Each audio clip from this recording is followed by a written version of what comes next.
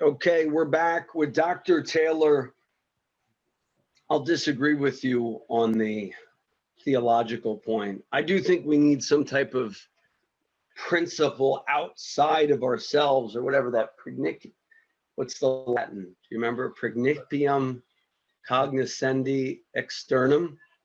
Yeah. Did you study all that stuff or no? I would not deny that, but I would say that other people, the natural world, are outside ourselves, and our relationship with them, I think, is crucial in this. I do not think there is any transcendent order above, beyond, before, or after in which we can ground that. But enough. You said you want to talk about education. Yeah, but that's interesting. It's fun, and Right. definitely respect your opinions. So when did you write that original book, sort of prophesying Bitcoin? Was it 04? Yeah, it was 04. Wow. 1904. It's called Confidence Games, Money in Markets in a World Without Redemption.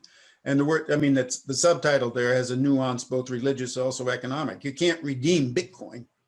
You can't take it and get an ounce of gold or whatever for X number of Bitcoin. I mean, so there is no redemption. I mean, it's economic. It's economic as well as, I mean, the meaning, because what I was trying to show in that book was the interrelationship between the religious and the economic, also art and architecture, but that's another story. No, that's true. You see all these ugly buildings after the sort of death of God. And when you go to places where they had a strong belief in God, it's not everything's exactly more pretty. It's not exactly that a lot of the high modernist buildings were exactly beautiful. I mean, they're different in that way. So as we move on to education, I'll tell you my idea and how does it kind of work with yours. I think the decentralization of education, or the democratization of education, getting it out of the classroom, and maybe even what's going on with the pandemic. Now people are starting to think, do I need traditional education? So we homeschool our kids, and they are 10 times as educated as the average public school kid. My wife's a public school teacher, and I respect public school teachers. But now I see all these people moving to homeschool, which originally was either a hippie phenomenon or a conservative Christian kind of phenomenon. And now all these people are embracing it because they're stuck at home anyway. You have income inequality, and this is their way to kind of equalize that. So what's your take on education? Well, that's a big question, to say the least. I've spent my life teaching at the college level, first at Williams College for many years, and then at Columbia. And what I've thought about mostly is higher education. What you point to in terms of K through 12 is vitally important as well, and certainly the pandemic has brought home to us the difficulties, challenges, and hurdles involved with that. But in this context, I feel more comfortable talking about higher education because I have thought about that quite a bit. And it has been clear to me since the early 1990s that higher education was in trouble. In 1992, I did a course using teleconferencing with a colleague in Helsinki, and that was the first that had been done. A student in that course came to me a year or two later and said, why don't we webcast your classes? And so in 1994-95, I started webcasting my classes. And that led to a proposal to try to create what I call a cyber college for alums at Williams, and the college wouldn't support it.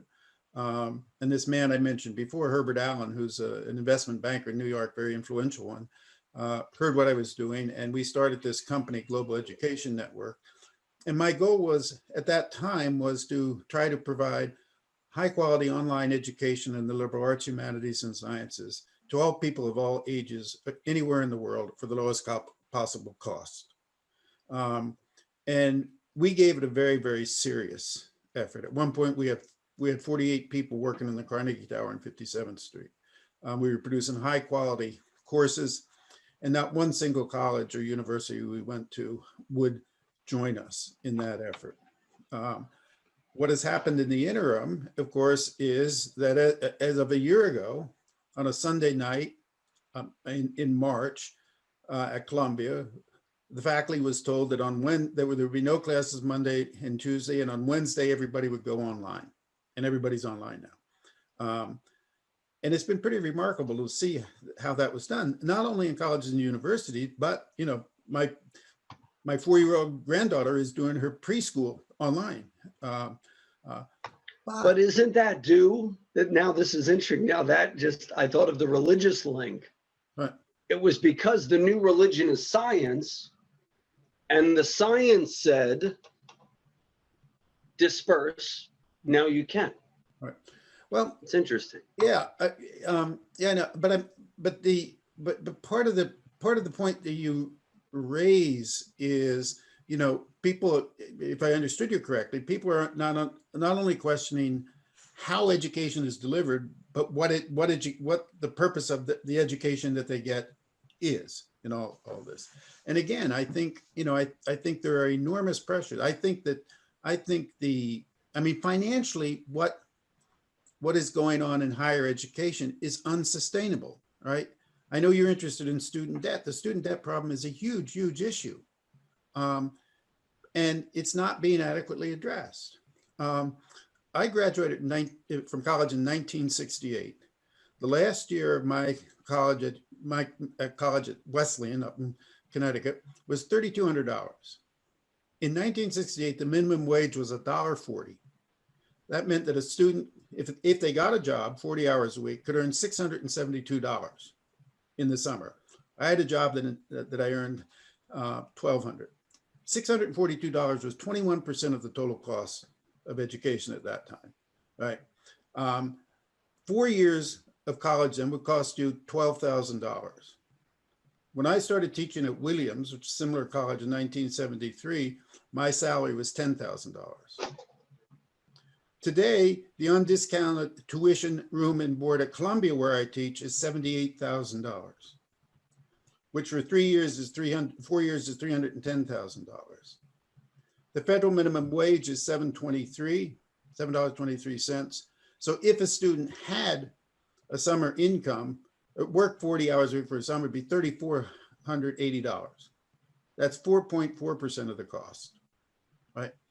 The student, and let me tell you, if you're being hired as a young assistant professor at any of these schools, you're not making $300,000, which is the cost of a Columbia education these days. So that was one of the reasons I dropped out of getting my PhD.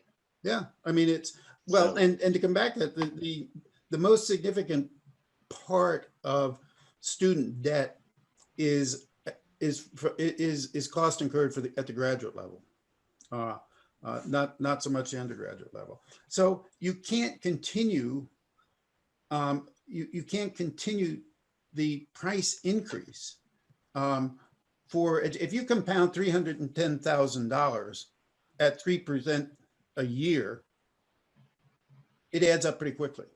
It's not sustainable, right? And so the question becomes, how are we going to what we found out when we were trying to do Global Education Network is higher educational institutions are enormously conservative when it comes to all of this. And we were trying to use. Why don't we do what YouTube's already doing? You have YouTube channels. Right. And folks, go on our YouTube channel, hit subscribe, search for Josh Jalinski, the financial quarterback. And why don't we, if you like this class from this YouTube star who knows nothing about anything, but they're giving it financial advice, they're giving life advice, you pay them $10, you pay them $99. So it is the perfect medium for sort of the democratization of knowledge and getting income inequality. And I think just forgiving student loan debt, as you know, Liz Warren and others have posited as the solution, is really just forgiving a bunch of rich white kids' debt. It's not doing anything to help people with no money get an education. Yeah, so I'm already seeing YouTube celebrities do this. They have a master class for $99, $10, $100, $1,000. They even have like pay what you want programs. No, look. I mean, this has been going on for the last few years. I mean, the for-profit education in college. It's very complicated. And to come back to your issue of value and this, that, and the other thing, quality control and value is not easy to establish and maintain in all this. And how one monitors that is going to be very, very important. Look, I've been teaching online now, as have many people for the last year straight. And you can accomplish a lot online, but it is not a substitute for the in-person class. And it may not be viable for everyone to have in-person education. But I think what has to happen is innovation in colleges and universities that will enable more people to have at least a hybrid or a mix of these different forms of education. I also think, and this is what I've devoted my life to. I also think that the most endangered part of education, higher education, are the arts and the humanities, because they seem to be impractical. I think that a society that does not cultivate the arts and humanities is an empty society, right? If you are concerned, as you are, about questions of meaning and value, that's where they are dealt with. And it is crucial for the future of society to educate young people, to give them the opportunity, from whatever background they come, to think about how meaning and value are established. Yeah, last week in my philosophy of religion class that I'm currently teaching, we were reading Kant, who has enormously influential. And I said to the students, we're reading his ethics. And I said to the students, when you read Kant, I want you not only to understand how he argues we establish meaning and value, but I want you to respond to him critically. And when you do that, I want you to ask yourself, upon what basis do you establish meaning and value such that you can criticize him? That's what education should do. It should not only convey information, it should teach young people how to think and how to raise questions of meaning and value in such a way that they think about the way in which they think. They think about the way in which they make their decisions, the basis upon which they make their decisions, critically, not negatively, but self-consciously and critically. And if you lose that dimension, and some of that is done best in a classroom face-to-face debate. We do it online. It works pretty well, but it should not be, in my judgment, it should not be the exclusive mode of educating our young people. Fascinating. So when we return, we'll be back with some concluding thoughts with Dr. Mark Taylor.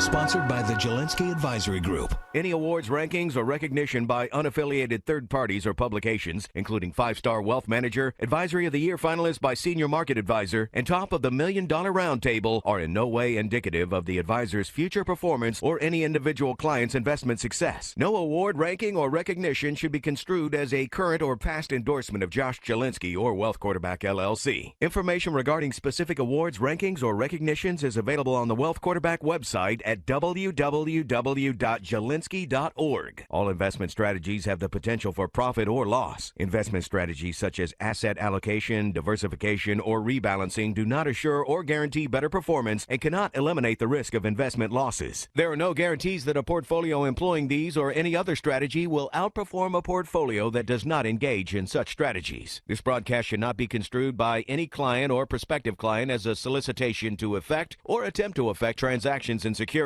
or the rendering of personalized investment advice. Due to various factors, including changing market conditions, the information discussed in this broadcast may no longer be reflective of current positions or recommendations. While information presented is believed to be factual and up to date, Josh Jalinski and Wealth Quarterback do not guarantee its accuracy, and it should not be regarded as a complete analysis of the subjects discussed. The tax and estate planning information discussed is general in nature, is provided for informational purposes only, and should not be construed as legal or tax advice. Listeners should consult an attorney or tax professional regarding their specific legal or tax situation. Advisory services offered through Wealth Quarterback LLC.